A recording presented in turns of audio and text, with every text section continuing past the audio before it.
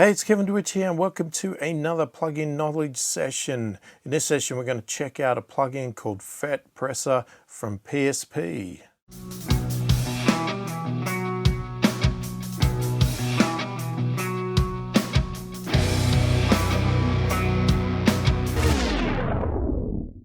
So firstly, if you're new to my channel and you like what you see, please click the thumbs up, subscribe to the channel, click the notification bell to be notified of all my future videos.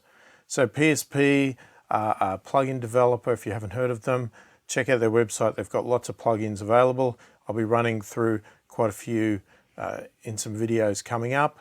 And one of them right now is called FETpressor. It is a compressor plugin that is based on a FET style compressor. It has some vintage style emulation in it. It emulates some amplifier and transformer characteristics, which allows you to even run it without using compression. So you can run it at a 1-to-1 ratio and still get some of that analog style vintage character onto your tracks or your entire song, whatever you want to do. So let's just get into it and I'll show you around. All right, so here we are in Cubase and we've got the PSP FETpressor here. It's a FET-based compressor, obviously, hence the name, FETpressor. And I've got a drum kit here, so just a simple sound. So if we just bring it in with the default settings, instantly starts compressing.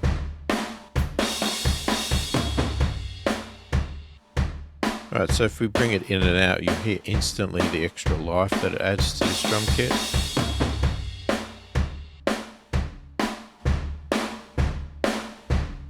You hear the room being brought up, the reverb there.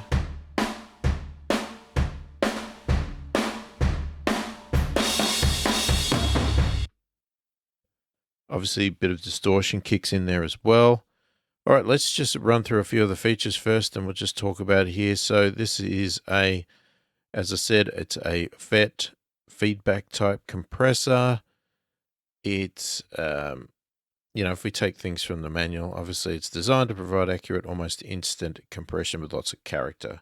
Great for vocals, guitars, bass, drums, and whenever a classic 1970s style FET compressor is needed. So, obviously they've got the general blurb there and, we've got all the standard features of a compressor. We've got the attack, we've got the release. Now this attack here, this is only milliseconds. And we've got, as I said, we've got release there. Again, it's in milliseconds. We've got our ratio control. You can see we've even got a 1-to-1. So if you don't want to do any compression and you just want to add the texture of the compressor itself and whatever it is emulating, then you can do that by having a 1-to-1 compression, which means it won't compress. It'll just add some character to it. Now, in the manual, the reason they state that they included a 1-to-1 is that, as I stated, it imparts some character of, I guess, the emulation of hardware, and they state that the emulation is a makeup, amplifier, and an output transformer. So we'll run through that and have a listen to see the example of that in a minute. So, look, I'm not going to go into great detail about a lot of these controls because they're standard across pretty much all compressors, bar a few variances here and there, but the concepts are always the same. All right, I'll just briefly mention them. Attack is obviously how fast the compressor responds to activating the compressor. So I guess if we take it back one step, we've got the threshold here. The threshold is setting the value at what the audio needs to go above before the compressor kicks in. Okay, so it's going to determine how loud the audio has to be before the compressor kicks in. Now, once the audio goes above the threshold value, the compressor activates, and it activates at the speed of the attack. So the faster the attack, the faster the compressor will kick in. The slower the compressor will kick in. Now, Then you've got the release control, which is the opposite. It's how long it takes to stop compressing and go back to normal. And this setting here kicks in once the audio goes back below the threshold. So once the audio goes below the threshold, then the release timer comes into play, and the faster the release, the quicker the compressor stops compressing, the slower the compressor stops compressing. Then we have our ratio control here, which sort of determines the amount of compression. So, you've got your 4:1, 8:1 values, 1:1. So it's how much it compresses the signal that is above the threshold. So not necessarily the entire signal as such. It's based on what goes above the threshold. So if you get 2 dBs of audio above the threshold, it's going to, in this case here at 4:1, it's going to want to compress 4 to 1 of that. If you had 1:1, that means it will do nothing. So it will pass exactly the signal and will not compress because it's compressing nothing. And so it's how much it actually reduces the compression. So even though you also set the threshold of when the compressor kicks in, you use the ratio to dial in how drastic that compression is and how much it pulls that signal down. We also have a sidechain here, so we can determine what frequencies the compressor is listening to when it decides when to compress. Now, with a sidechain, it doesn't determine what the compressor compresses, right? The compressor, she's just saying compressing and compression enough. The compressor will compress the entire signal regardless, okay? It is just going to compress the entire signal. But you can set a sidechain to exclude it listening to certain frequencies to decide if it's coming in. So in this case here, we've got 2 controls, right? We've got our frequency, and then we can click on the link to turn it on or off. Obviously, grayed out, it's off. Turn it on, it's on. So for instance, if you have a song that has an extremely loud kick drum, it's like really loud. If you have the sidechain off, the compressor is listening to the entire frequency range to decide if the audio is going above the threshold.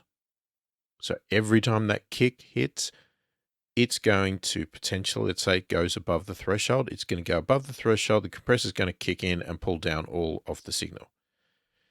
If we turn on a sidechain and we set it to a frequency range to exclude the frequency range of the kick drum, then it will not hear the kick drum, okay? It will not hear it, so then it will not detect it, so it will not engage so often because the audio that is going above the threshold does not include the kick drum. When the compressor kicks in, it is still going to pull the kick drum down because it is compressing all of the signal. It's just not listening for it in its detection methods. So that's what a sidechain is for, and that's what that is useful for. Okay, we have a stereo left or right option here, which is a little bit, I guess it's a little bit unusual, but it's not, I guess, unheard of. If you had physical devices, this could be a mono unit. And I guess the advantage here, look, 90% of the time, I think most people are going to set it in stereo. But you do have the ability to load this plugin up twice and set one to left and one to right and use different settings on each. Obviously, you could just load one plugin and just do the left, or you could do just the right. Okay, but I think you would need to have a very specific case to want to do that. Most of the time, I think most people are going to use it on stereo, and that's just where you're going to go. Our meter here, as it states, shows our gain reduction, so we're going to see how much compression we're doing. Obviously, 0 is no compression, 3 is 3 dBs, 6 dB, 12, 24. Obviously, getting to 24, you're talking about extreme amount of compression there. 3 is more of your normal sort of range. We have makeup control, which just basically increases the level of the audio signal. So when a compressor kicks in, it is always pulling down the audio, making it quieter. So activating the makeup gain can boost that volume back up. And the advantage of doing that, obviously, is not just keeping it level in your mix, but it's also a really good way to be able to bypass and unbypass a plugin to hear what it's doing. I always like to set my makeup gain at the right level so that there is no or minimal volume difference between the plugin being activated and not activated. And that way I can clearly hear the actual effects of what the plugin is doing.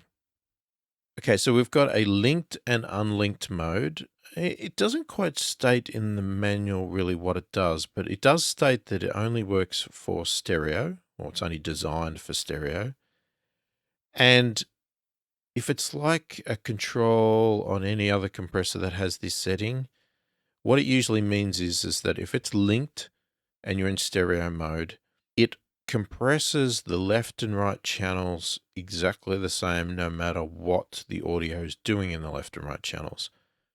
When you unlink it, it can actually compress the left and right channels independently and make decisions based on the audio. So if suddenly there's more or a louder signal in the left, it'll compress the left but not the right.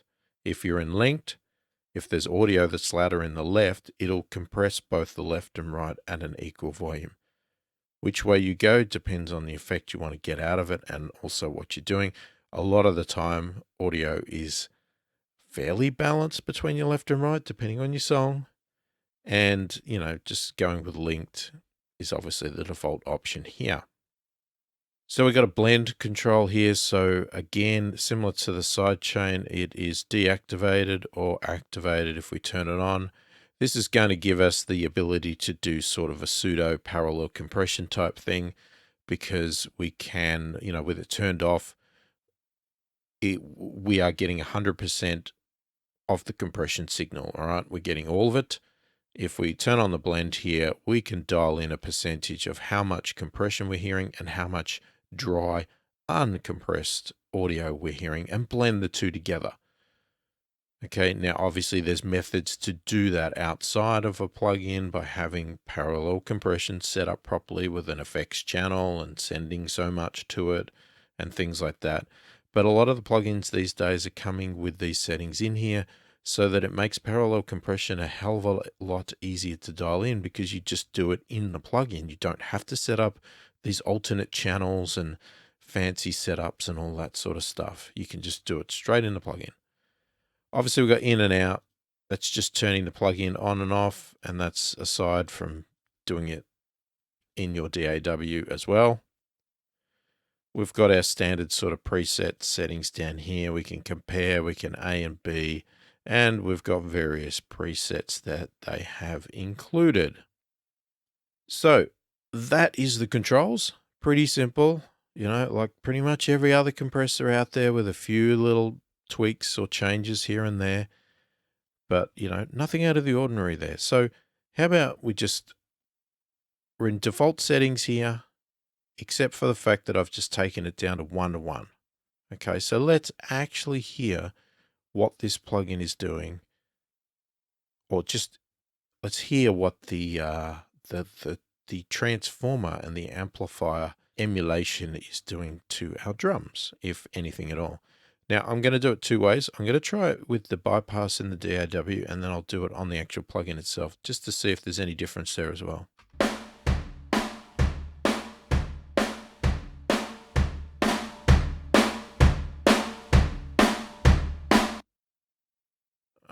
Okay.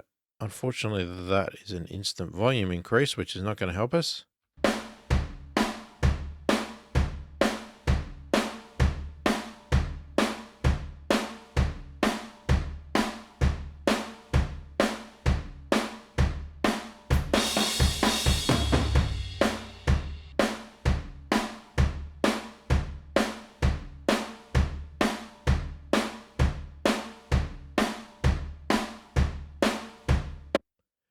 Not hearing any major difference there. So if it is doing anything one-to-one, it's extremely subtle. So I'm not really hearing much in the way of a difference. So that may come into play more across an entire song. And actually, you know what? Let's do that. I'm going to do exactly that on an entire song. So I'm going to take it out. I'll put it to 0 again because I'm not doing anything. Is there an easy way? Yeah, there we go. Double click to get 0. All right, so skip it forward a bit.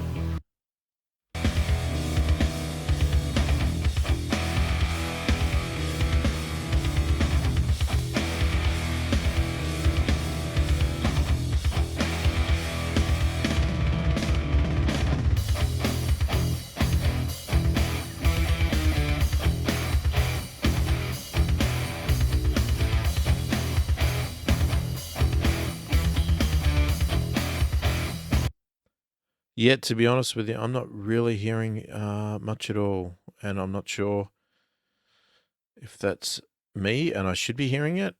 So if there is a difference, it is extremely subtle. Extremely subtle. All right, so let's get back to our normal one here. Right, so how about we start off and dial in, say, 2-to-1. All right, so we're getting some compression now.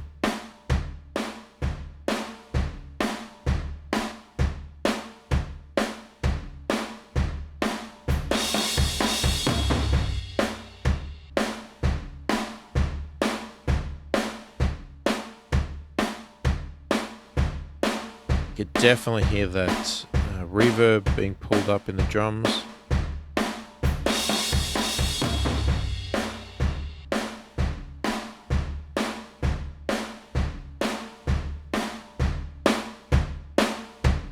Now, if you watch the needle here, you'll see the impact of the attack on the signal itself, how fast it responds. Now, this is especially apparent with drums because they're such short hits. You can see with a very fast attack, the needle's really bouncing. Slow it down. It's not moving so fast there.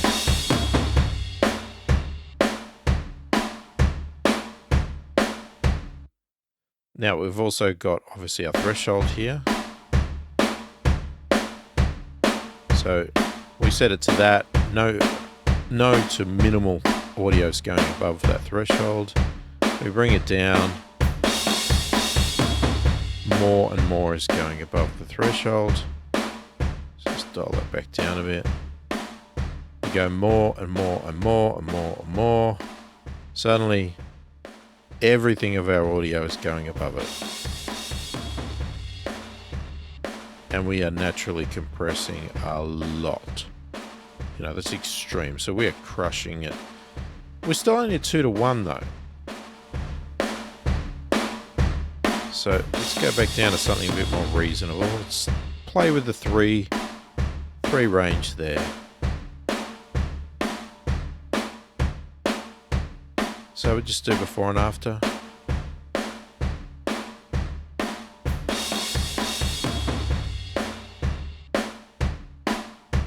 So you can hear that's like a dry, really short, snappy drum sound. We bring in our compressor. We're taking some edge off the transient, the initial hit, and we're bringing up some of the back end. Now, the faster we go, the faster we're going to crush that initial transient. If we slow it down, we'll start to hear that transient come back in, that initial hit. Starts to sound a bit more natural, a bit less compressed.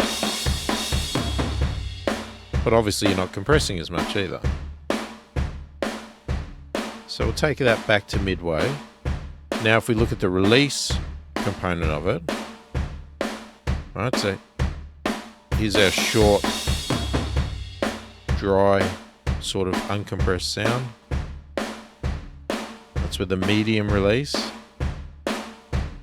So if we go faster, you'll see it's dropping back a lot.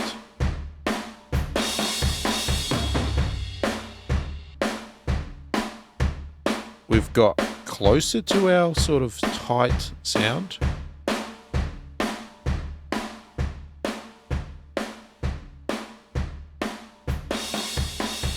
And if we set our release really long, you'll see it never comes back to zero. It's always compressing. And we get that really tight sound back again.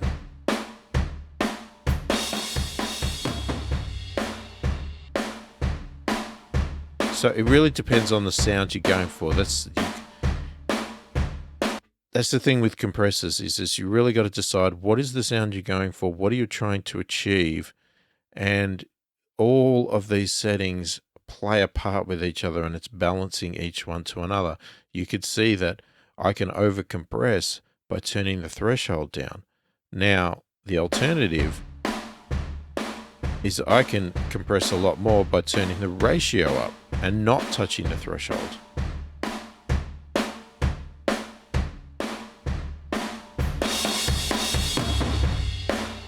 So you can hear how much that is being compressed now.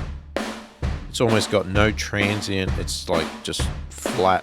Doof.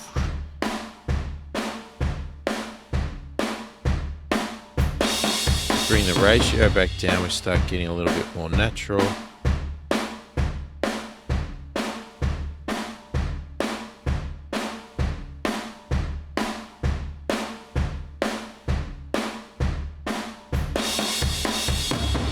But then if we play with the attack, we can crush it even more, the transient. Or we can let the transient go. So we're doing 16:1, but we're letting the transient through, which is the main part of the drums.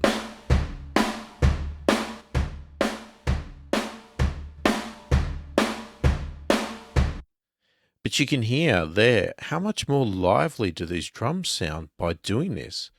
Now, it may not be the sound you're going for. That's what you need to decide when you're going into this. What are you trying to get out of it? But, you know, if I play the before and after and switch between them, it sounds like there's so much more life in this drum kit after this compression. And these are not necessarily the settings I'd normally use, but it's working. We'll turn it down a bit to make sure we're not getting a volume increase.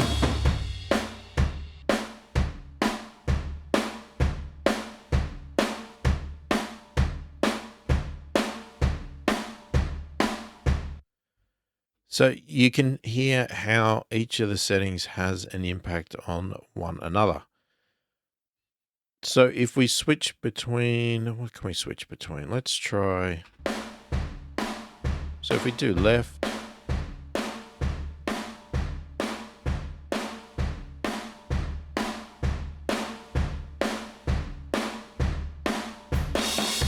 to be honest with you, probably not getting much of a difference because the drum kit's very in the middle anyway.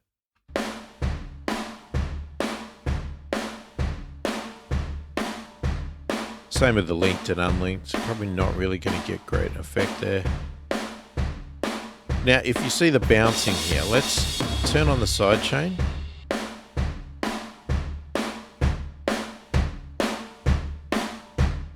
Now you can see there, it's not responding so much to things. I've got it set to 1K.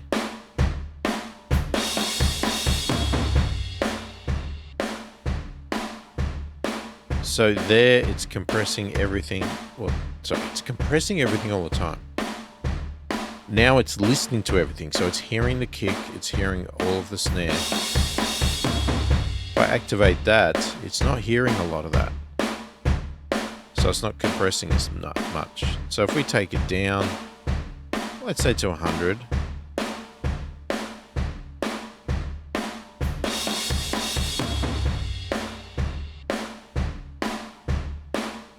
In theory, we should be excluding a lot of the kick.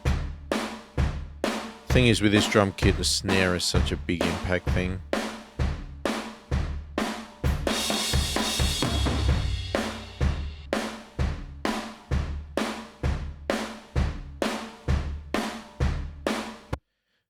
So it's not making much of a difference with this drum kit because the snare is such a major component that, it wasn't until I dialed up to 1K that we started to actually see some differential in that. But if you had a very kick heavy sound, then the sidechain could come into play there. So we'll turn that off. Now, obviously our blend control here is something that is extremely useful if we want to do parallel compression. And look, there's many ways to do it. You can do any settings you want, but generally what you're going to do is overcompress. That's generally your basis, and then you add that overcompressed signal in with the dry signal to get more of a natural sort of sound. So actually, we'll dial it to 0. I'll leave it off at the moment. Let's get our compressed sound. So I'm going to overcompress.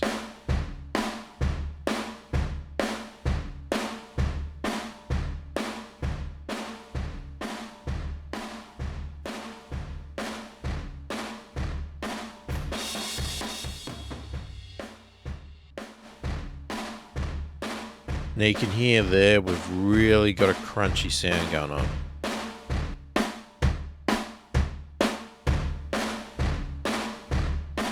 Like that is really it's really distorting, really compressed. I mean, this may be even more over the top than what we probably should do. So if we turn the blend on, we've got it at 0. This is our dry signal. We can start to wind in some of our overcompressed sound.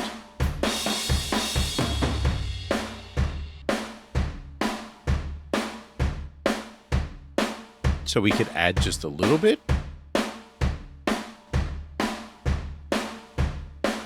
Adds a nice bit of life to the drums.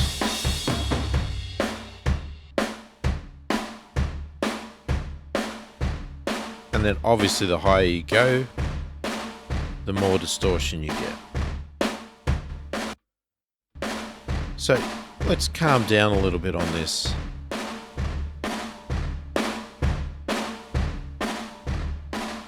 Now, the reason you may want to do it this way, where you are squashing the transients and everything else, is because you sort of want to blend in, not the transients, you want to blend in the meat and the tail of the drums to add that sort of reverb and life to the drums there. You might want to do it that way, but it all depends on what sound you want to go for.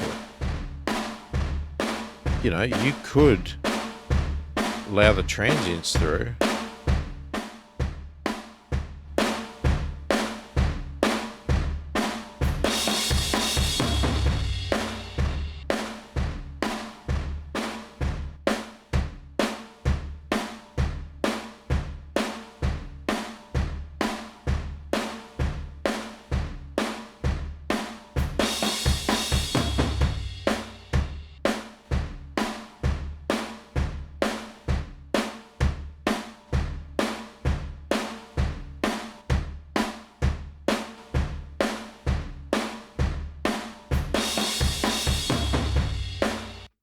Now, that's probably not the best sound. I'm not really impressed with what I've done there, to be honest with you.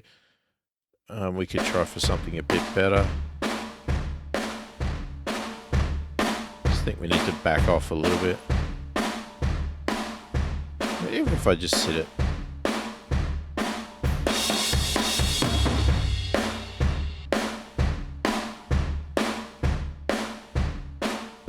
Sit it about there.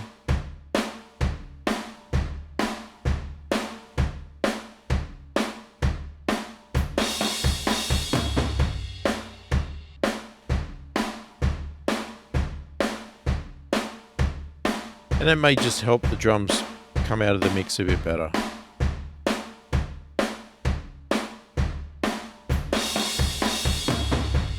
So there's obviously many ways we can use this, and we could have a look at their presets here. You can see for New York drums, they're going for this.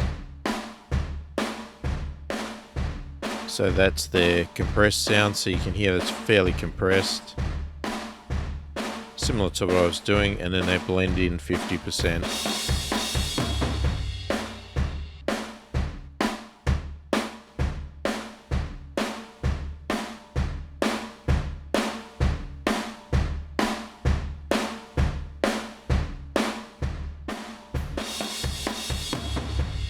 drum group.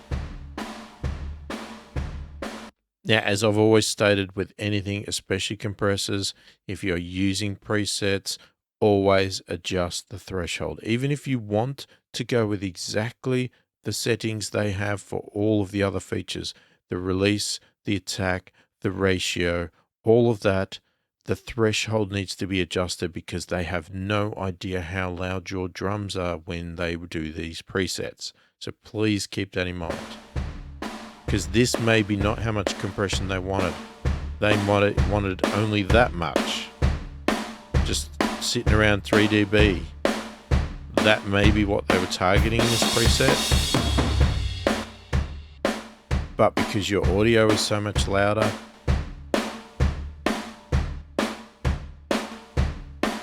you know, so that's pretty good settings there. Actually, that sounds quite nice.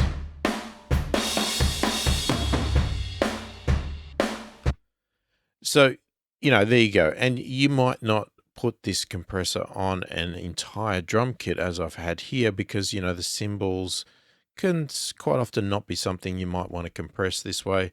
So you might put this just on the kick, just on the snare, or on each one of them individually. You know, that's obviously common techniques to use these compressors on. But obviously that gives you an overview of the FETpressor from PSP. And if you like it, obviously go and check it out and try it out for yourself. So there you go. There's the FETpressor from PSP. Let me know what you think of it in the comments. Go and check out a demo. Check out their entire website, see what other plugins they've got on offer as well, and try them out. And let me know in the comments if you have any questions or you just want to provide some feedback. Please do so in the comments. Love to hear from you anytime. Now again, if you like what you see, please click on the thumbs up, subscribe to the channel, and click the notification bell to be notified of all my future videos. I hope this video has been helpful. I thank you for watching, and I will catch you in the next one.